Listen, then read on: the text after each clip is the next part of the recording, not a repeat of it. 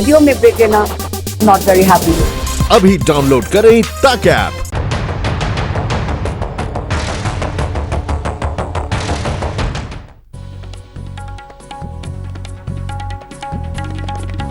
नमस्कार, आप देख रहे हैं आज तक। मैं हूं आपके साथ नवजोत रंधावा। एलएसी पर चालबाजी करने वाले चीन को भारत की ओर से कड़ी चेतावनी मिली है। चीन में भारत के राजदूत विक्रम मिस्री ने चीन को कड़ा संदेश दिया है। उन्होंने कहा है कि चीन एलएसी पर नए ढांचे बनाना बंद करे, तभी दोनों के बीच शांति स्थापित की जा सकती है। चीन के गलवान घाटी पर दावे का समर्थन बिल्कुल नहीं किया जा सकता। ये बढ़ा चढ़ाकर दावे करने से कोई फायदा नहीं होगा। चीन की यथास्थिति को बदलने की कोशिश के नतीजे जमीन पर दोनों के बीच द्विपक्षीय संबंधों पर दिखाई देंगे।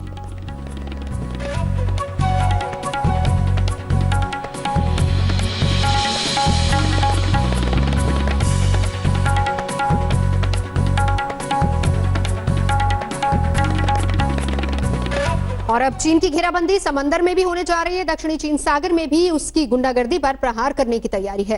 क्वाड ग्रुप के जरिए शी जिनपिंग की विस्तारवादी नीति पर लगेगा ब्रेक। अमेरिका, जापान, ऑस्ट्रेलिया के साथ भारत की रणनीति कामयाब हुई तो चीन का हो जाएगा काम तमाम।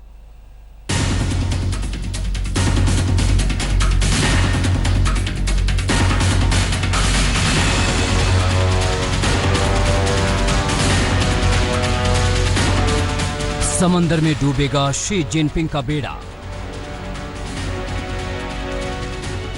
दक्षिण चीन सागर में ड्रैगन की टूटेगी कमर।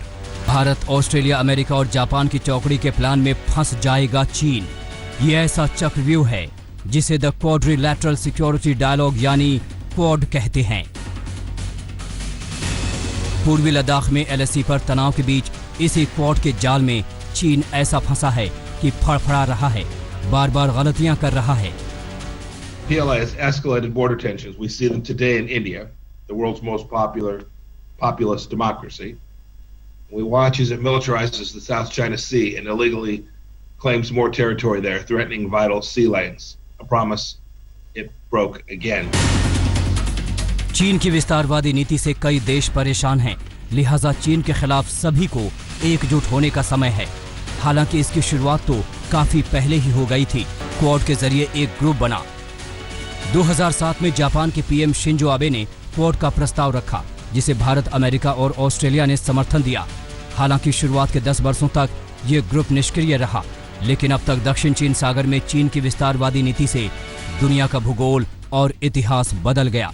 2017 से ये क्वाड फिर सक्रिय हुआ। 2017 से 2019 के बीच क्वाड ग्रुप की 5 बार बैठक हुई। पहली बार न्यूजीलैंड, दक्षिण कोरिया और वियतनाम भी शामिल हुए।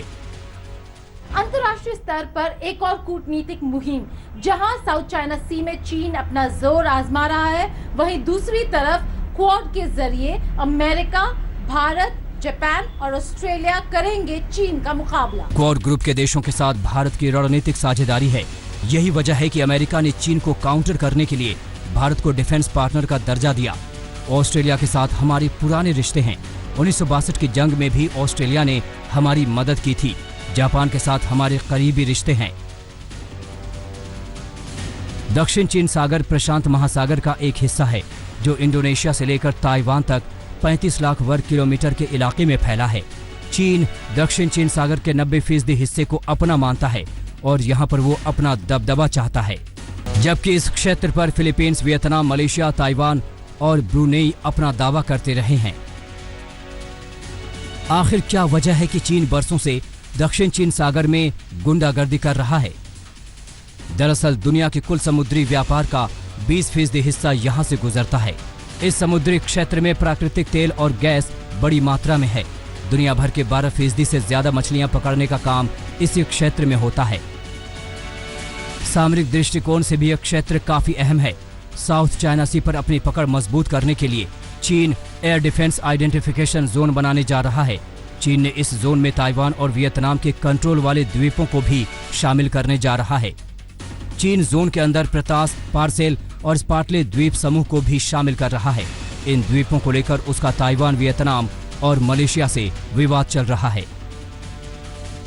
ऐसे में भारत को अपनी रणनीति बदलनी होगी। ताइवान, हांगकांग को लेकर जो मसले उठ रहे हैं, अगर भारत इस पर खुलकर समर्थन करता है तो चीन को मिर्ची जरूर लगेगी। उसे पता चलेगा कि धोखेबाजी की सजा क्या होती है। तो एक प्रकार चीन के ऊपर दबाव है कि चीन जो है एक प्रकार से छोटी कंट्रीज के ऊपर प्रेशर डाल के पूरा साउथ चाइना सी अपना मानता है, जो कि एक प्रकार से गलत है। और चीन अभी वहाँ पर इन देशों की मदद कर रहा है अपने एयरक्राफ्ट कैरियर लेके। और 2-3 चीज़ें हैं जो एक freedom of navigation, rule of law होना चाहिए जिसमें सभी को बराबर की हिस्सा मिले। तू डाल डाल तो हम पात पात। चीन जिस भाषा में समझना चाहता है उसी भाषा में समझाने की जरूरत है। दक्षिण चीन सागर में उसकी घेराबंदी करके उसे करारा जवाब दिया जा सकता है। दिल्ली से गीता मोहन के साथ आज तक ब्यूरो। चीन के साथ अमेरिका की दुश्मनी ने अब नया मोड़ ले लिया है। अब चीन को दक्षिण चीन सागर में ही सबक सिखाने का पूरा प्लान है। चीन के वुहान वायरस से अमेरिका में मची तबाही के बाद से ही ट्रंप आग बबूला है।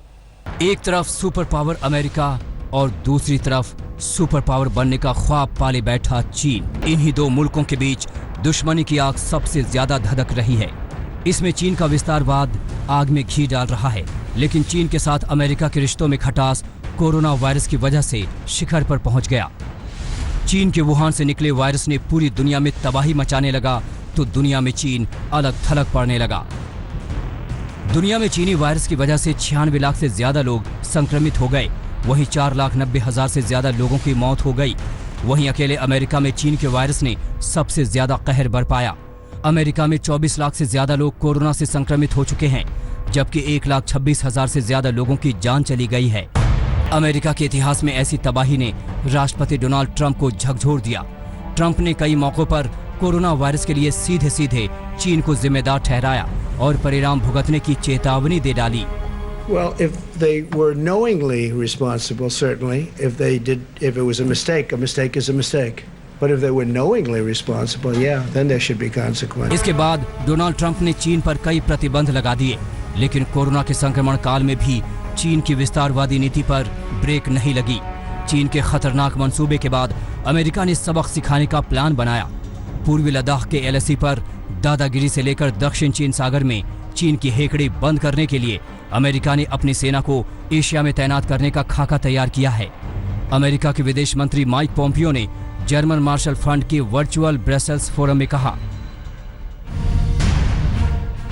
Bharat, Vietnam, Indonesia, Malaysia, Philippines और साउथ चाइना सी में चीन से खतरा बढ़ रहा है। अमेरिकी सेना को हमारे वक्त की इन चुनौतियों से निपटने के लिए सही तरीके से तैनात किया गया है। I just talked about the threat from the Chinese Communist Party. So now threats to India, threats to Vietnam, threats to Malaysia, Indonesia, South China Sea challenges, the Philippines. We're going to make sure we're postured appropriately to counter the PLA. We think that's the challenge of our time, and we're going to make sure we have resources in place to do that. चीन पर नकेल कसने की इस योजना के तहत America Germany में अपने सैनिकों की संख्या करीब 52,000 से घटाकर 25,000 कर रहा है। माना जा रहा है कि इन्हीं सैनिकों में कुछ टुकड़ी एशिया में तैनात होगी। साउथ चाइना सी ही वो इलाका है जहां चीन बरसों से दादागिरी कर रहा है। उसकी यहां पर अमेरिका के साथ तनातनी जारी है। हाल ही में जापान के साउथ चाइना सी में साझा युद्धाभ्यास कर अमेरिका ने साफ कर दिया कि चीन की विस्तारवादी नीति पर उसकी नजर है। हालांकि जापान ने अमेरिका को एंटी मिसाइल सिस्टम तैनात करने से फिलहाल रोक दिया है, लेकिन चीन अब गिदड़ भभकी दे रहा है। चीन एशिया पैसिफिक क्षेत्र में मध्य दूरी की मिसाइल की तैनाती का कड़ा विरोध करता है।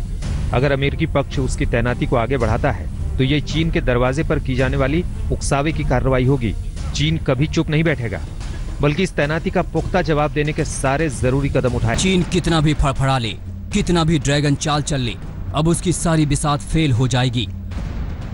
अमेरिका ने ऐसे वक्त में चीन पर प्रहार करने का ब्लूप्रिंट तैयार किया है जब पूर्वी लद्दाख में LAC पर तनातनी है।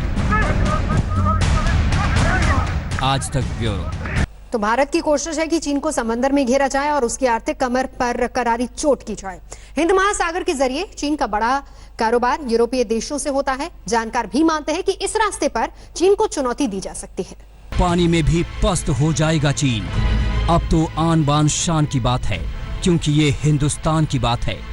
चीन की विस्तारवादी नीति पर करारा चोट करने वाला है भारत। इस बार ऐसा घातक वार होगा कि उसे दिन में ही तारे दिखाई देंगे। चीन ने सुपर पावर का तमगा हासिल करने के लिए कोई कसर नहीं छोड़ी, लेकिन अब उसके दिन लद गए हैं। बुरे दिनों की शुरुआत हो चुकी है। आपको बताते हैं कि कैसे चीन की चालाकी गायब होने वाली है। चीन हिंद महासागर से अपने सामानों की सप्लाई यूरोप और खाड़ी के देशों में करता है। ये भारत का इलाका है। यहाँ से उसे पूरी आजादी, पूरी छूट थी अपने कारोबारी जहाजों को भेजने की, लेकिन अब निगरानी है। चीन के व्यापार को हिंद महासागर के रूट पर रोक देना इतना आसान नहीं, लेकिन थिंक टैंक और नेशनल सिक्योरिटी एडवाइजरी बोर्ड ने सरकार को कई सुझाव दिए हैं कि हिंद महासागर में भारत चीन पर दबाव बनाए, चीन के समुद्री जहाजों को अपने रूट से जाने से रोका जाए। भारत अपने युद्धपोतों की तैनाती इस रूट के आसपास कर सकता है। भारत साउथ चाइना सी पर अपनी तटस्थ नीति को बदल सकता है। इसके लिए भारत जापान, ऑस्ट्रेलिया, वियतनाम और इंडोनेशिया के साथ अपनी संधियों को नया रूप दे सकता है। हिंद महासागर में चीन का गुरूर चूर चूर हुआ है। भारत ने शिकंजा कसा है। बदले में चीन ने भी अपनी समुद्री ताकत को और बढ़ाया है। इसके अलावा श्रीलंका और पाकिस्तान के ग्वादर पोर्ट पर भी अपनी जंगी जहाजों को भेजा है। इंडियन नेवी ने कई बार चीन की घुसपैठ को रोका है। यहाँ तक कि परमाणु हथियार से लैस पनडुब्बी भी लेकर वो हिंद महासागर में घुस आया था। इन सब को देखते हुए भारत ने अब चौतरफा घेरेबंदी शुरू कर दी है। भारत ने अमेरिका से anti submarine NH-60R Romeo helicopter खरीद की बड़ी डील की है। दुश्मन के दांत खट्टे करने वाले 24 हेलीकॉप्टर की डील पर मुहर लग चुकी है। इनमें से 3 तो दिसंबर में ही मिल जाएंगे। ये हेलीकॉप्टर एंटी शिप मिसाइल और टॉर्पीडो से लैस होते हैं। मुश्किल भांप कर ये हेलीकॉप्टर समंदर में कई सौ मीटर नीचे दुश्मन की पनडुब्बी को तबाह कर सकते हैं। वैसे नेवी पावर के लिहाज से भारत के पास सिर्फ एक एयरक्राफ्ट कैरियर है, जबकि चीन के पास 2 एयरक्राफ्ट कैरियर हैं।